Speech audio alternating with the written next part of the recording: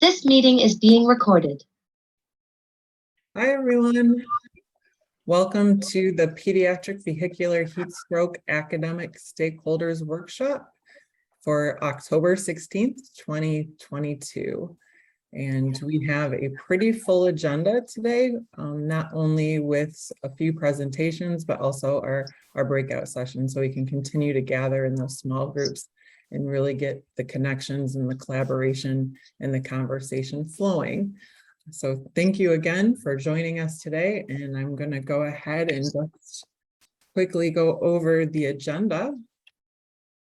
We're going to start out with, here's me, Jessica Butterfield from National Safety Council.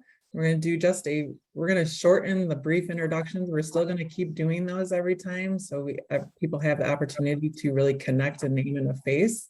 We're going to do T today, and according to my sign-up list, we have one. So we will see if Mr. Teeter was able to join us today. Otherwise, we'll launch right into a presentation. And we'll continue to do these throughout the meetings here, so we have that opportunity to really connect with each other, because that's what this group is all about. Then we have our first presentation, which is going to be about PVH messaging from Lillian Muller, who is a National Oceanic and Atmospheric Administration Hollings Scholar. She's going to walk us through some new and enhanced PVH messaging, which focuses on data. And also she's going to walk us through, and social science, and she's going to walk us through the methodology used to develop these materials. I've had a sneak peek, and I'm excited for her to be able to show you the work that she has been doing. Then we're going to launch into our breakout sessions, where we go into your choice. It's not pre-assigned: research, communication, or policy. And then we're going to have a presentation from Amber Rollins, who is the Director of Kids and Cars Safety. She's going to give us some updates on the work that her organization is doing. And then finally, some closing announcements. So a very packed agenda for an hour. So if we do have Mr. Teeter here, this is again the theory behind these getting to know, just very brief introductions, is just to spend about a minute introducing yourself, your role, your PVH background and activities, countermeasure interests, and anything else you'd like to share within that brief time. So do we have Dan Teeter? Did you join us today? Yes, I'm here. Oh, thank you. So good afternoon, everybody. Putting the spotlight on you, so please. That's great.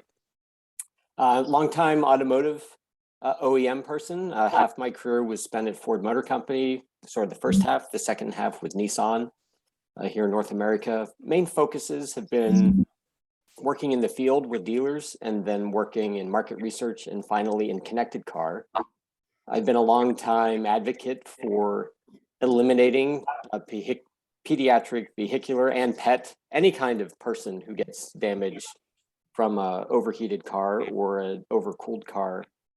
And with the connectivity role that I've had for the last several years at Nissan, there's an opportunity with the technologies today to integrate different systems. And this is a problem that can be solved.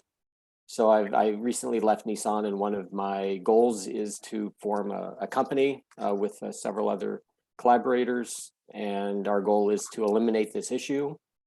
And then I also, on the side, am working as an advisor through Automobility Advisors, where we work with startup companies and help them get business with OEMs.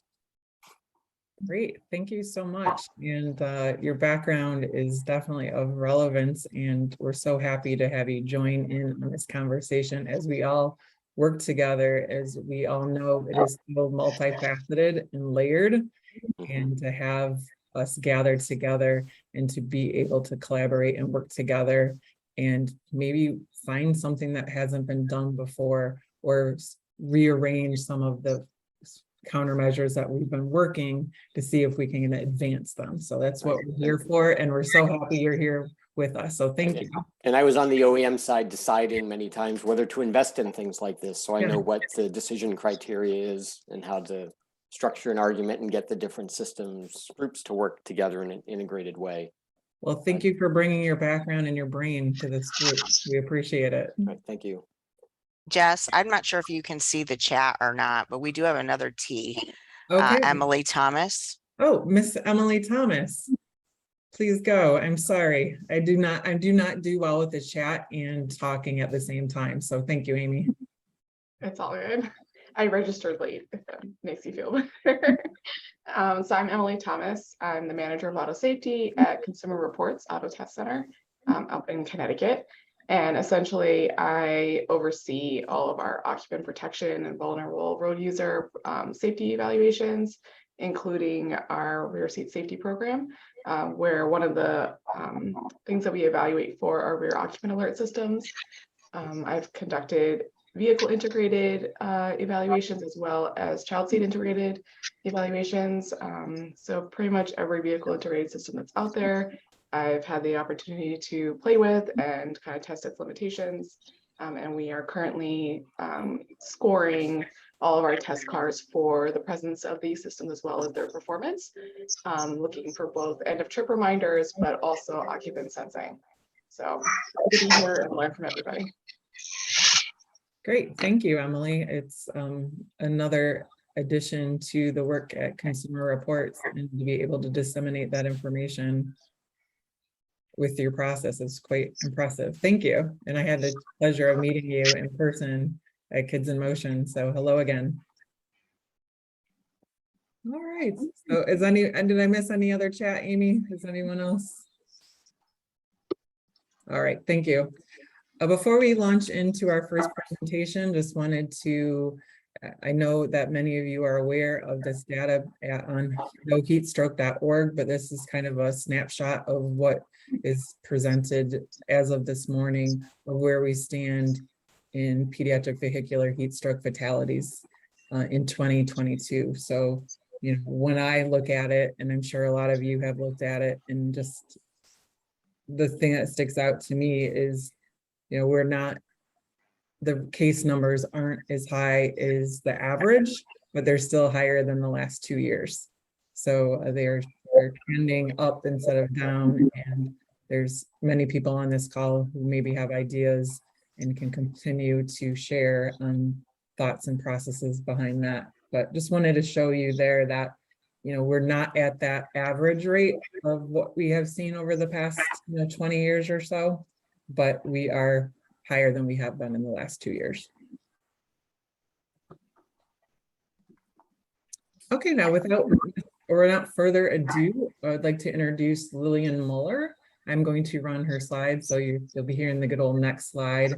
Lillian is a Hollings scholar with the National Oceanic and Atmospheric Administration, and she was tasked at trying to improve PVH messaging through data and also social science, and she's going to walk us through the methodology that she used. So Lily, if you wouldn't mind taking over and just let me know next slide when you'd like me to advance.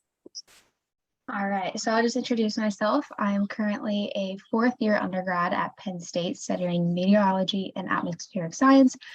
As Jessica said, I was a NOAA Hollings scholar, and I did my project at the National Weather Service in Louisville, but it was a very national motivated project on improving messaging for pediatric vehicular heat stroke deaths.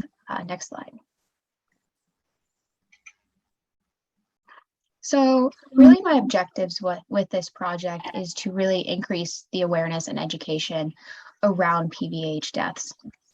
To do this, I really focused on kind of making NWS messaging more consistent and improving the formats of consumption so that they're geared more towards parents and caregivers, and of what previously the National Weather Service materials were, and then just making sure to include these lesser known circumstances and risk prevention techniques that we really haven't focused on in the past, but just in general, making this information more readily accessible to the public as a whole.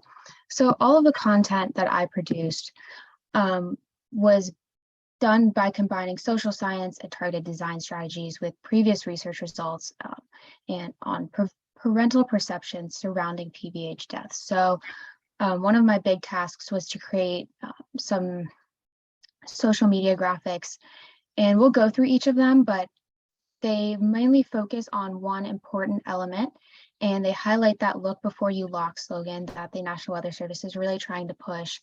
And I really try to include an attention grabbing headline to get people to look further into these graphics. Additionally, I created an informational flyer that is going to be available in both English and Spanish with statistics, more in-depth circumstances than these graphics, the science behind why heat is so dangerous for children, and vehicle heating, and then actions caretakers can take to protect their children, and highlighting look before you lock, as always. And this was really meant to be distributed to child care centers through emergency managers, which many of the National Weather Service offices across the country are partnered with. So that is kind of how it would be distributed. Next slide.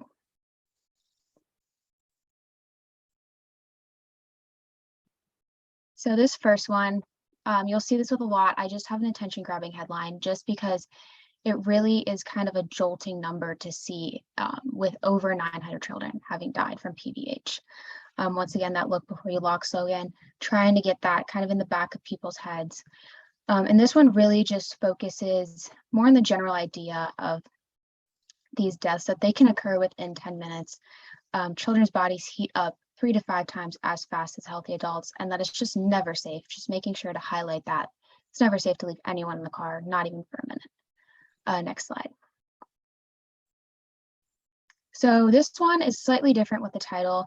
However, I think this is one of the more important graphics, especially outside of summer, that the National Weather Service tends to kind of put all of their PVH messaging starting around June and just kind of last till August, which isn't really the best because 34% of these deaths have occurred outside of the summer months, which are in this case, June, July, and August.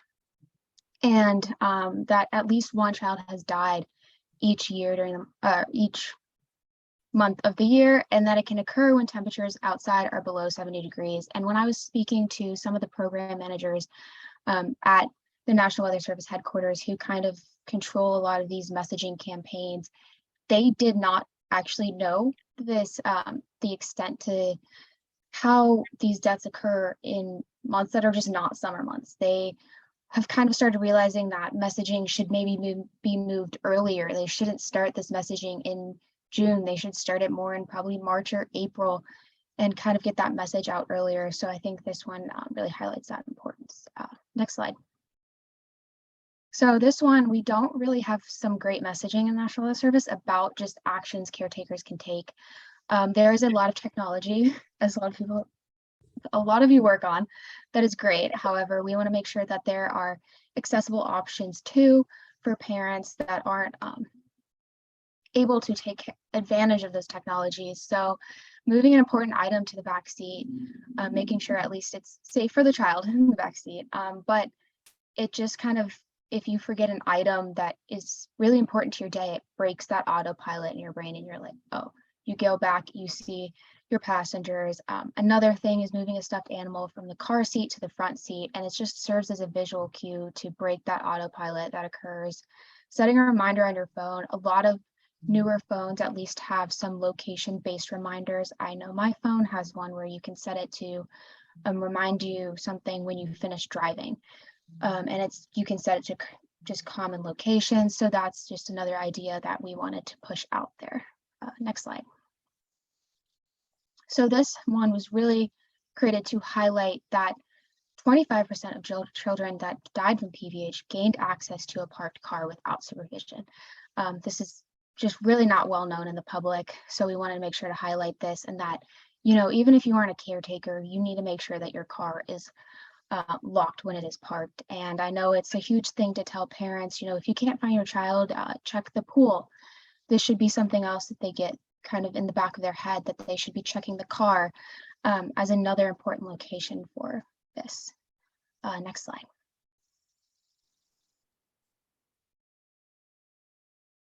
Sorry. So this one really was created to kind of heighten that awareness of parents. You know, a lot of parents and caretakers have this misconception that these deaths occur maybe at the store or just someplace that's not really in your routine, but in reality, it's 58% occur at the house, 23% occur at the caretaker's workplace, 7% occur at childcare. So it's these common locations. So we want to make sure that people realize this and kind of have that heightened awareness when they're still in these locations with their children. All right, next slide. So this is just a look at the flyer. Again, there's an English and Spanish version of this, but we just have some facts, circumstances, and kind of going more in depth into these circumstances, some of the science, especially temperatures inside of a vehicle over time, and then the actions that parents can take to keep their children safe. And once again, we have the always look before you lock, trying to get that through people's minds. All right, so that's what that looks like. Next slide. So another huge part of my project was updating the National Weather Service's main heat page. So they have a section on children, pets, and vehicles. And there were kind of a lot of issues with how they were messaging, and they didn't really realize, and when I was speaking to them about it, they did not agree with how it was currently being messaged either. So we really tried to work together to improve that. So especially with children gaining access to vehicles, that really was not mentioned on the site. Deaths outside of the summer months really was not mentioned either. And then also those deaths in lower temperatures. And they had some case examples, and they were really, the wording and the cases they choose were really harmful. So we tried to make it so that there were varying temperatures, varying situations, a range of geographic locations, because we have places in the Northeast, the Midwest, the Pacific Northwest, places in the South, just because I think originally all the cases were just in the South, which kind of makes people have this false sense of safety, kind of in the northern areas where this can happen. And then also we added the science behind why children cannot handle the heat like adults, a table of temperatures over time inside of a car, and then actions that caregivers can take to protect their children and pets, because there were 0 on the site originally. So I think these updates will probably be made in the next few months, but we also added some graphics just at the top in a slideshow. These are a little bit different than the social media graphics. They're more just data based. They're kind of just to get those fast facts out to people on that site. So next slide. So this is just a quick look at some of those that will be going on the website. So it's location, age, temperature, and then situational. We just kind of try to highlight some of those. So next page. All right, and I just want to thank, I think a lot of you know Jan Knoll. He was a great resource, especially his website. And I'm not sure if anyone's familiar with Castle Williams and Andrew Grunstein that have done a lot. And their paper on kind of parental perceptions around PVH really helped to shape how I did some of this messaging. And once again, I would like to thank Noah for funding this project, because I would not be able to do that without the Hollings program. So yeah. Thank you, Lily. Wondering if anyone has any questions for Lily before we move on here, or make sure that you throw it in the chat so she can see. Thank you, Lily. I particularly was impressed by being able to, you quoting what was showing how you got to your messaging, like how did it develop your messages? What did you decide to change? I thought that was extremely useful for this group as well. Joe Colella, I see you have your hand up. I do. Thank you. Yeah, I've got a question, just because something you said, Lillian, piqued my interest, and that was the phone apps. And I'm familiar with Waze reminders, but are there Android or iOS specific reminders for that sense when you stop driving? Yes. So on the iOS, that's just the regular reminders app. So that's just, you wouldn't have to download anything else. With an Android, they actually deleted the app in like June. So I was originally messaging on how to kind of set those up, but then I couldn't just do it. iOS. So I think with Android, you would have to download a certain app, and most apps can do some type of location reminder. I don't think it's anything through any of the like navigation apps that have it. But it would definitely be downloadable on an Android. It'd be interesting for this group, I think, because we're so good at promoting things. If we had a better handle on that, I'm not putting it on you, Lillian, but you know, if we had a better handle on it, it might be something that we could recommend to families that, you know, is easy. Thank you. Emily. And then we're going to go to the breakout sessions after, and in whatever group Lily ends up in, I'm sure the conversation can continue. Really nice presentation. I really like the way that you took information that we know and broke it up into new ways that makes it attractive to parents to understand and stuff. I was wondering, do you know if the National Weather Service is going to like make those social media graphics available as like a press kit, like the way that NHTSA's traffic safety marketing does, you know, around their campaigns and stuff? So I just didn't know if those were going to be available for other organizations to also use. I'm not exactly sure. A lot of it, unfortunately, is like government bureaucracy that I'm not too familiar with. But I think right now, all of my graphics are available to offices that are in the central region, because that is where Louisville's office was located. But I know it has been given to headquarters to go through that process of making sure that everything is kind of up to their standards. And I think after that, they will add what they want to different campaigns, that it might become, some of those might become available to as like kind of to everyone else. But yeah, I'm not too sure. I've kind of handed everything over to them. I don't know, but yes. So more to come on that, possibly. We'll follow up with you, Lily. Thank you so much. Amy, did you have one final? Yeah, I want to make sure Lily looks at the chat because she's getting a lot of kudos and congratulations. Great job. And Maureen Johnson said, super work. Semantics are critical. Should we be striving to use different words besides forgotten, perhaps left by mistake, and important related to putting something in the back seat? I find my discussions with caregivers, they seem to be more receptive for these words, and for the word important, maybe say needed at your destination or needed when you get out of the car. And Joe Colola said several organizations use unknowingly left, others still choose forgotten. And then Maureen said, I see on social media and in my conversations, who could ever forget their child? Jenny is echoing Emily's comment. It would be great if the group could disseminate those graphics when they are available. We'd love to promote them through the Children's Safety Network channels. So maybe that's something that could be taken to the communications breakout session. But I just wanted to make sure that the chat comments were shared with everyone. Speaking of the breakout sessions, I think a lot of people would like to see you there, Lily, but you can choose where everyone has the choice where they want to end up.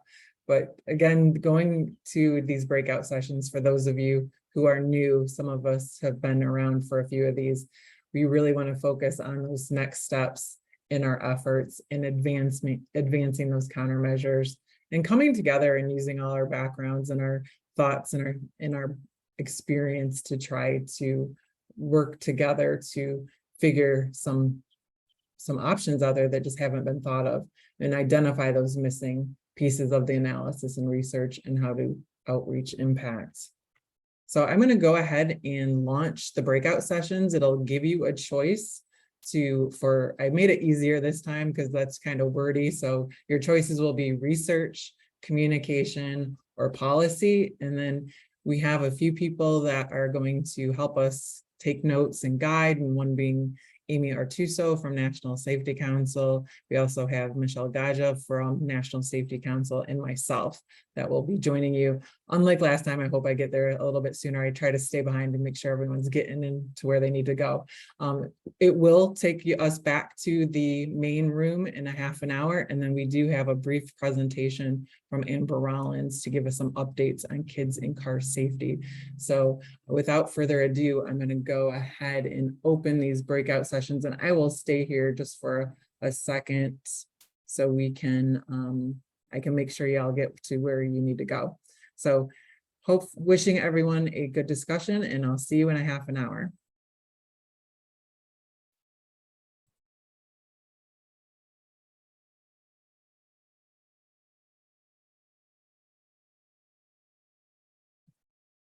Everyone seeing it?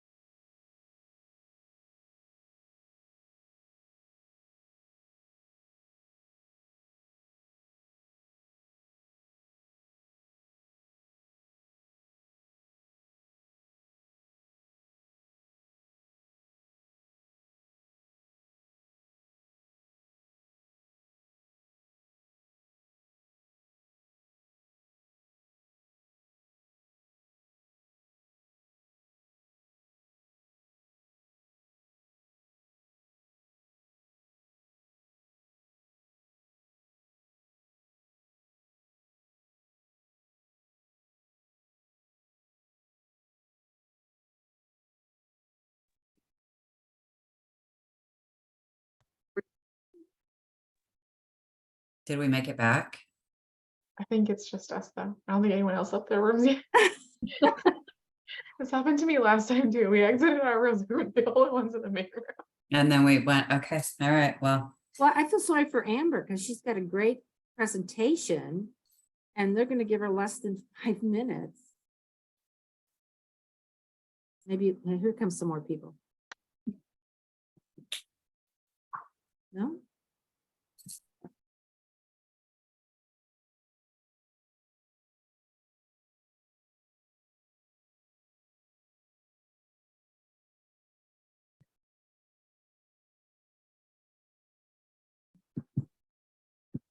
Hello, everyone.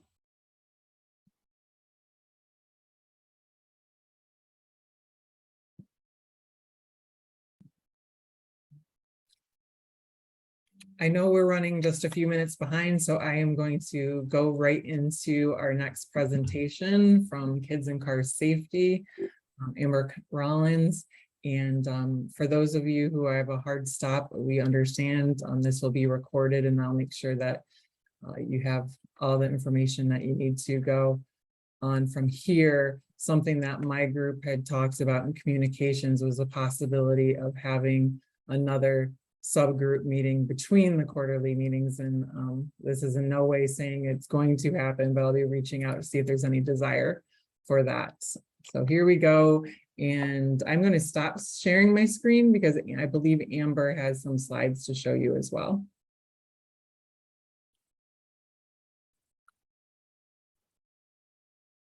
Is Amber back? I am. I'm here. It says I can't share until you stop sharing. Okay, how about I do that for you? All right. You're all set. Thank you. Okay. Now if I could find my, here we go. Oops. Let's see if I can get this figured out, guys. I'm sorry.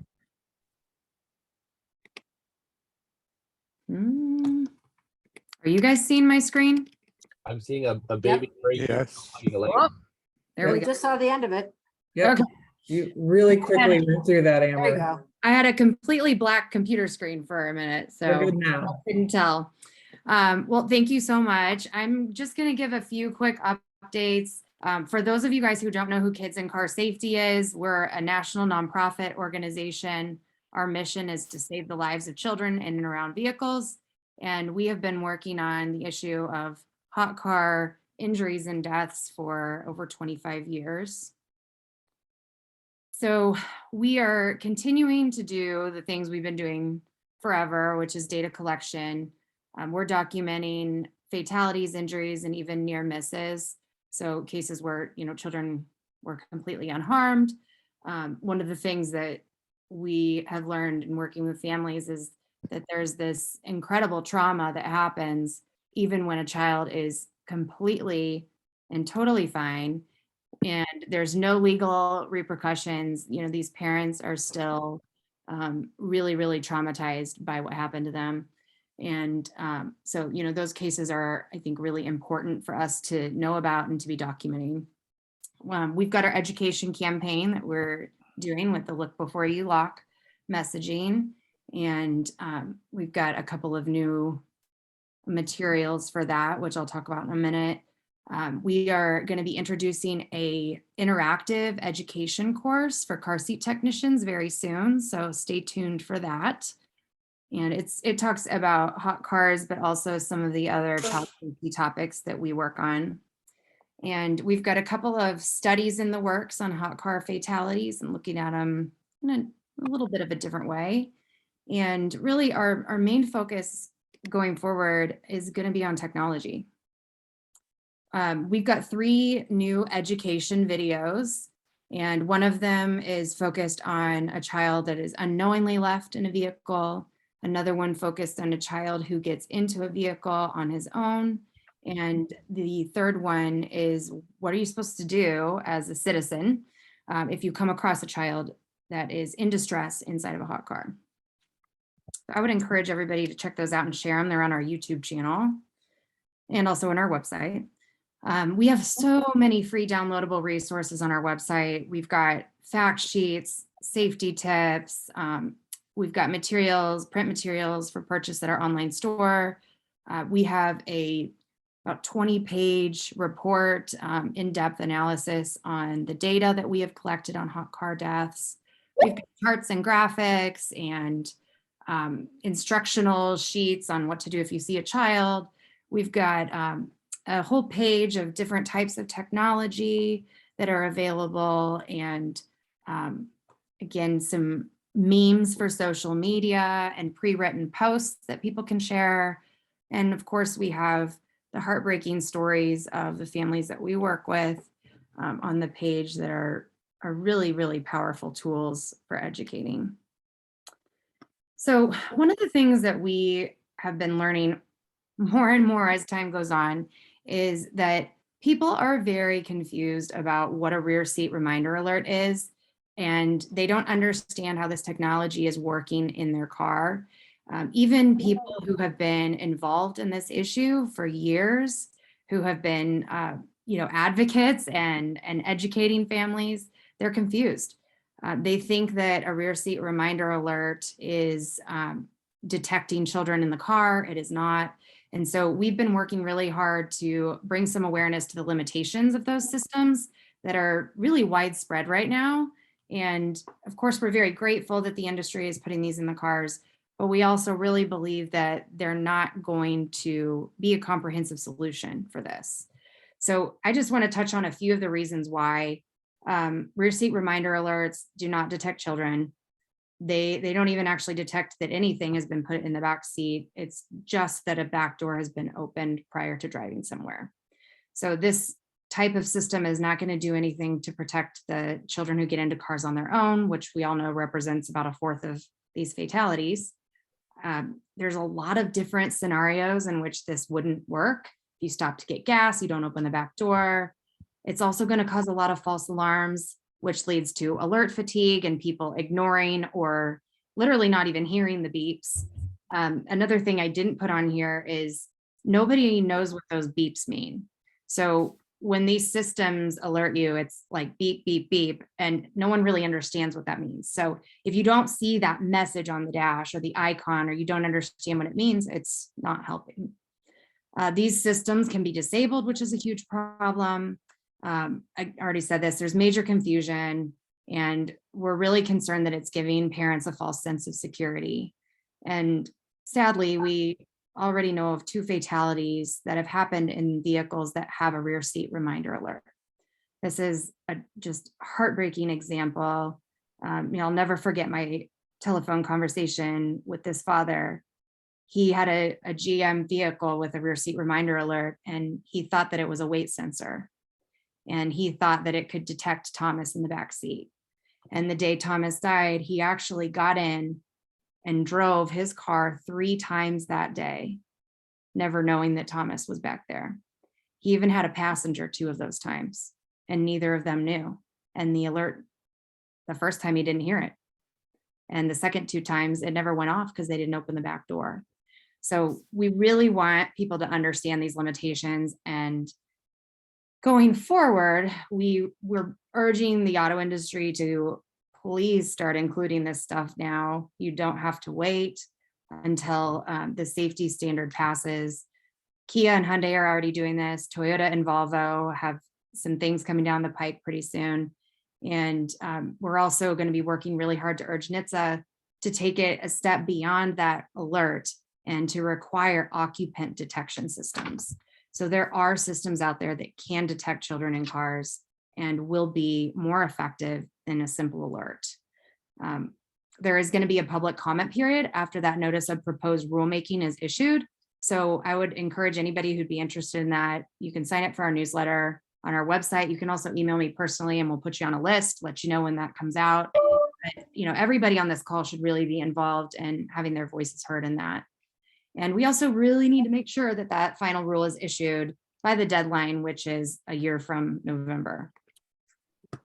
That was a lot in a short amount of time. So thank you so much for allowing me to share. I appreciate it. I appreciate everybody here for all the different ways that we're working together to try to prevent these tragedies.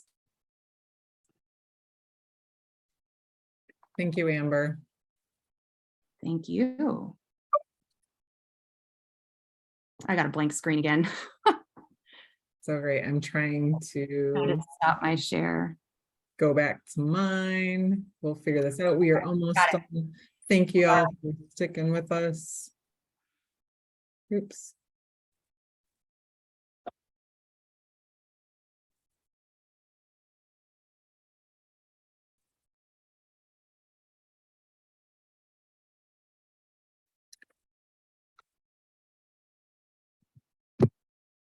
Think we are over time here, so just wanting to give everyone a brief opportunity if they have any stakeholder updates.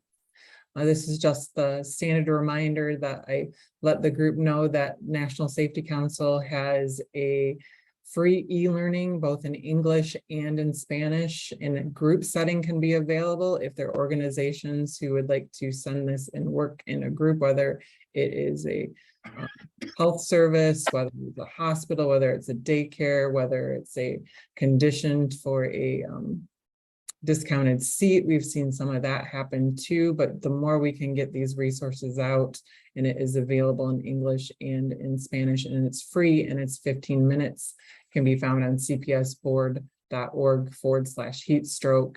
And if you need any information on how to do a group setting, there's training at cpsboard.org.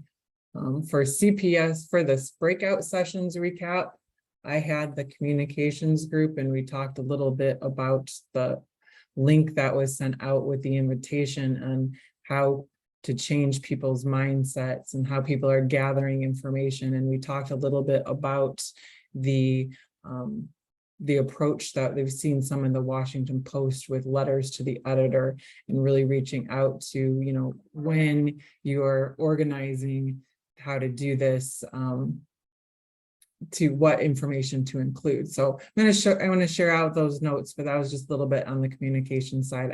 I know this is going over.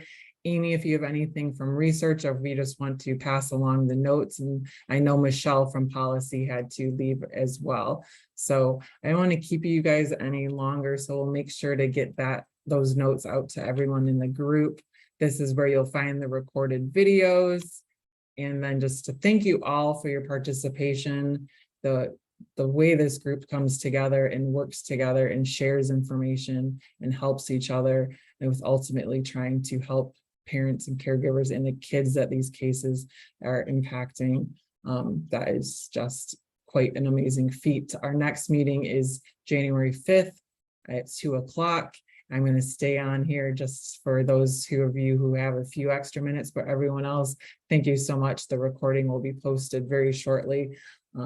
The person who helps me out on that is on vacation till Monday, but it should be up there soon. So thank you guys very much. And until next time, if not before then.